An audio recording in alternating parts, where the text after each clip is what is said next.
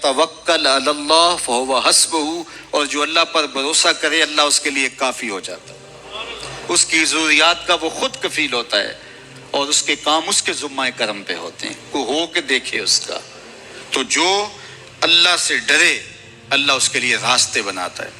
حضرت عوف بن مالک رضی اللہ تعالی عنہ الاشجعی حضور کی خدمت میں حاضر ہوئے اور عرض گزار ہوئے کہ میرا بیٹا سالم مشرکین کی قید میں ہے اور میں فاقوں کی حالت میں ہوں۔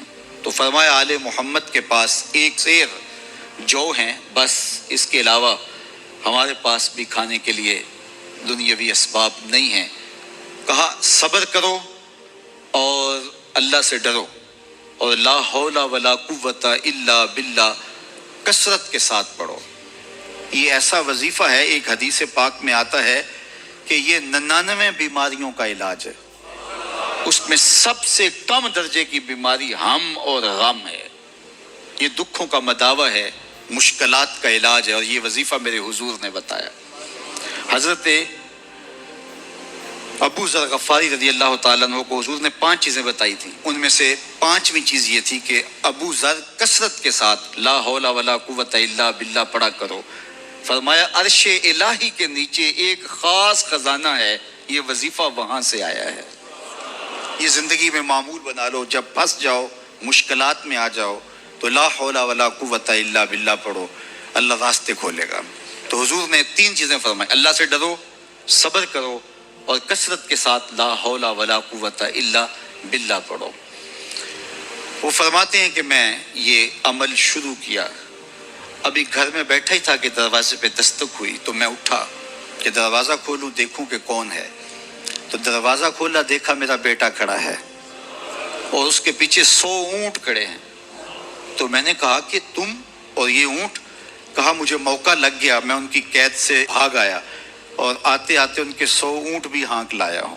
وَيَرْزُقْهُ مِنْ حَيْثُ لَا يَحْتَسِبُ، وہ تمہیں وہاں سے رزق دے گا جہاں سے تمہیں گمان بھی نہیں۔ اس کے ہو کے تو دیکھو، اللہ اکبر، اللہ کے ہو جاؤ تو پھر وہ تمہاری ضرورتوں کا کفیل ہو جائے گا۔ فرمایا حضرت عبداللہ ابن مسعود رضی اللہ تعالیٰ عنہ نے کہ کسی شخص کو فقر و فاقہ آ جائے تو وہ لوگوں کو بتائے کہ میں آج کل بڑے مشکل حالات میں ہوں، ہر وقت لوگوں کو بتاتا رہے تو اس کی مشکل بڑھے گی، اس کی مشکلیں آسان نہیں ہوں گی اس طرح۔ اور اگر وہ اپنی اس مشکل کو کسی سے شیئر نہ کرے بلکہ مصلی بچھا کے اپنے رب سے کہے کہ مالک فقر و فاقہ آ گیا ہے اور اس کا علاج تیرے پاس ہے، اس مرض کا مداوع تیرے پاس ہے۔ تو حضرت عبداللہ ابن مسعود فرماتے ہیں کہ رسول کریم نے فرمایا جلد یا بدیر اللہ اس کو مالا مال فرما دے گا۔ یہ بھی کبھی کر کے دیکھو، مشکل آ جائے، فاقہ آ جائے، مصیبت آ جائے، کسی سے نہ کہو، صرف اپنے رب سے کہو، پھر دیکھنا اس کی کرم نوازیوں کا می کیسے برستا ہے۔ فرمایا اللہ پر بھروسہ کرنے کا جو حق ہے اگر وہ تم ادا کر دو، وہ تمہیں ایسے رزق عطا کرے جیسے پرندوں کو عطا کرتا۔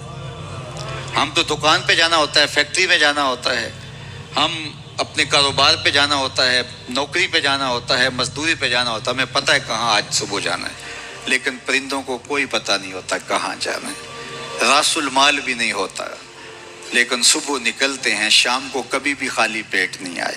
بن توکل پنچھی اڑ دے، خرچ نہ پلے زیرا ہو۔ گھر سے خالی پیٹ نکلتے ہیں، جب واپس آتے ہیں تو پیٹ بھرے ہوئے ہوتے ہیں، اور پھر جو ان کی ضرورت ہوتی ہے اللہ وہ ساری ضرورتیں پوری کرتا ہے، جو ضرورت ان کی ہوتی ہے۔ یہ شیر کتنا گوشت کھاتا ہے اللہ روز اسے دیتا ہے۔ یہ ہنس روزانہ سچے موتی کھاتے ہیں، اور آپ مارکیٹ میں لینے جائیں لاکھوں روپے لگا کے تولے ماشے کے حساب سے آپ خریدتے ہیں، پھر بھی آپ کو یقین نہیں ہوتا کہ یہ سچے ہیں یا 2 نمبر ہیں۔ اور ہنس دنیا پہ کروڑوں جانور پائے جاتے ہیں، روز کھاتے ہیں، صبح بھی، شام بھی، دوپہر بھی، پیٹ بھر کے کھاتے ہیں، اللہ روز انہیں عطا کر۔ کہا اس پہ بھروسہ تو کر کے دیکھو، وہ تمہاری ضرورتوں کا کفیل ہوگا، اس پہ بھروسہ کرو گے وہ تمہیں وہاں سے دے گا جہاں تجھے گمان بھی نہیں ہوگا۔ ارشاد فرمایا جو اللہ سے ڈرے اللہ اس کے لیے راستے کھول دیتا ہے، اور اللہ اس کو وہاں سے دیتا ہے جہاں سے اسے گمان بھی نہیں ہوتا۔ نے ارشاد فرمایا 4 اشخاص ایسے ہیں جن کو جنت میں جانے سے کوئی چیز نہیں روک سکتی، اور فرمایا اگر لوگوں کے سست پڑ جانے کا اندیشہ نہ ہو تو اے عمر میں تجھ کو کہوں کہ یہ بات گلی اور بازاروں میں لوگوں کو بتا دو۔ اور پھر حضور نے ان 4 اشخاص کا تذکرہ کیا۔ ایک وہ شخص جو والدین کے ساتھ حسن سلوک کرتا ہے، دوسرا وہ شخص جس کی اولاد زیادہ ہے ذرائع آمدنی تھوڑے ہیں لیکن وہ اپنی اولاد کے پیٹ میں لقمہ حرام نہیں جانے دیتا۔ جب ذرائع آمدنی زیادہ ہوں اور پھر حرام سے بچنا یہ بھی بہت بڑی سعادت ہے، لیکن جب ذرائع آمدنی بھی تھوڑے ہوں اور اولاد بھی زیادہ ہو تو پھر حرام سے بچنا یہ بڑا مشکل اور آزمائش کا مرحلہ ہوتا ہے۔ تو جو اس موقع میں رزق حرام سے بچا، قیامت کے دن حضور کے فرمان کے مطابق جنت میں جانے سے اسے کوئی شے نہیں روک سکتا۔ اور ہم صحابہ کی زندگیاں دیکھتے ہیں، فجر کی نماز ہوتی ہے، ایک صحابی جلدی سے اٹھ کے چلے جاتے ہیں۔ ایک دن آقا کریم نے پوچھا کہ ابو درداء کیا بات ہے؟ تو حضرت ابو درداء نے عرض کی حضور آپ جانتے ہیں آج کل مدینے میں کھجوریں پکنے کا موسم ہے اور سحری کے وقت ٹھنڈی ہوائیں مدینے کی سرزمین کو سلام کرنے بھی آتی۔ میرے ہمسائے کے صحن میں ایک اونچا لمبا درخت ہے کھجور کا جس کا جھکاؤ میرے گھر کی سمت ہے، اور جب ہوا چلتی ہے تو اس سے کھجوریں ٹوٹ کے میرے ویڑے میں گر پڑتی ہیں۔ میں جلدی جلدی اس لیے چلا جاتا ہوں کہ بچوں کے اٹھنے سے قبل وہ کھجوریں اٹھا کے ان کے گھر میں پھینک دوں، کہیں ایسا نہ ہو کہ میرا بچہ کوئی کھجور اٹھا کے اپنے منہ میں ڈال لے۔ یہ صحابہ کا مزاج۔ اور ہماری سڑک سے گنے کی ٹرالی گزر کر تو دیکھیں، ہم بچے کو شاباش دیتے ہیں کہ بڑا دلیر نکلا ہے۔ جس کو آج آپ حوصلہ افزائی کر رہے ہیں کل بڑا ہو کے ڈاکو بنے گا، کل بڑا ہو کے راہزن اور لٹیرا بنے گا۔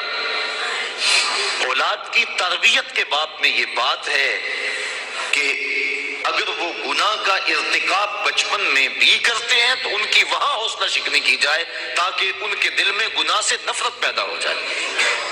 تو حضرت ابو درداء نے عرض کی حضور میں اس لیے جلدی چلا جاتا ہوں کہ ہمسائے کے گھر سے جو کھجور کا درخت ہماری سمت جھکا ہوا ہے اس کی کھجوریں جو گرتی ہیں میں ان کو اٹھا کے ان کے صحن میں پھینک دوں تاکہ کہ میرا بچہ وہ کھجور اپنے اندر نہ لے لے۔ اور آپ جانتے ہیں کہ حضرت امام حسین رضی اللہ تعالیٰ عنہ مسجد نبوی میں آئے، صدقے کی کھجوروں کا ڈھیر لگا ہوا تھا، بچے تھے ایک کھجور اٹھا کے انہوں نے اپنے منہ میں ڈال لی۔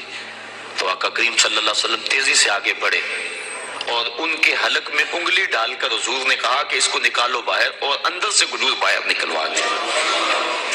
میں اور آپ اپنے رزق پر اگر غور کر لیں اور اپنے رزق کی حلت کا سامان کر لیں تو عبادت کی لذت نصیب ہو جائے۔ تیسرا وہ شخص کہ جس نے ایسی سچی توبہ کی کہ دوبارہ گناہ کی طرف جانا اتنا مشکل ہے جس طرح تھن سے نکلا ہوا دودھ دوبارہ اندر نہیں جا سکتا۔ اور چوتھی وہ عورت جس نے اپنی ساری محبتیں اپنے خامد پہ نچھاور کر دی اور اس حال میں مری کہ اس کا خامد اس پہ راضی تھا، اس کو جنت میں جانے سے کوئی چیز نہیں روک